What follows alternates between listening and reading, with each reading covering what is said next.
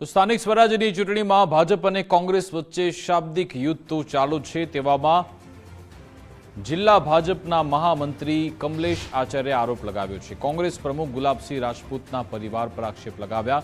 તમારા પરિવારે વર્ષો પહેલા 10% વ્યાજ લઈ લીધું તેવી વાત તેમણે કરી। તમારા પરિવારે લોકોને છઠ્ઠીનું ધાવણ યાદ કરાવી દીધું। ગુલાબસિંહ રાજપૂતે કમલેશ આચાર્યના આરોપો ફગાવ્યા। સસ્તી પ્રસિદ્ધિ મેળવવા માટેના પ્રયાસો છે તેવું ગુલાબસિંહે કહ્યું। ચૂંટણીમાં ફાયદા માટે કાવતરું રચ્યું તેવી વાત પણ ગુલાબસિંહે કરી।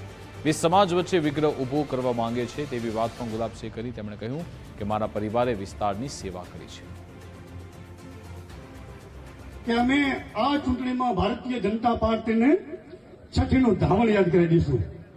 હવે એમને આપ બધાના માધ્યમથી મારે કહેવું છે કે એ લોકોને એમના વડવાઓએ વર્ષો સુધી વાવ ઉપર શાસન કરી ગરીબ પ્રજાની 10% વ્યાજે રૂપિયા આપી કેટલીય જમીનો પચાવી પાડી।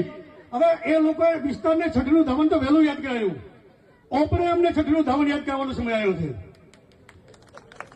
એટલે આપ બધાને બે હાથ જોડીને નમ્ર વિનંતી કરું છું કે આવનારી ચૂંટણીમાં 26 તારીખે ભારતીય જનતા પાર્ટીના ઉમેદવાર કમલના નિશાન ઉપર જંગી બહુમતીથી મતદાન કરી અને એ લોકોને એવો જવાબ આપો કે એમના પુરખાઓને ખબર પડે કે ના આ મોટી સમાજ સામે પડવાથી શું પરિણામ મળે છે। બ્રહ્મ સમાજ પણ આનંદ પ્રકાશ બાપુમાં ખૂબ માને છે। ત્યારે જાણે જોઈને બે સમાજ વચ્ચે કઈ રીતે વર્ગ વિકૃત થાય એના માટે કરીને હું કઈક એવું નિવેદન આપું જેનાથી કોઈ રાજપૂત સમાજ મારા ઉપર કઈક એવું નિવેદન આપે એના લીધે વર્ગ વિકૃત થાય, ચૂંટણીમાં ફાયદો થાય એના માટે કરીને આ આડકતી રીતે કાવતરું છે।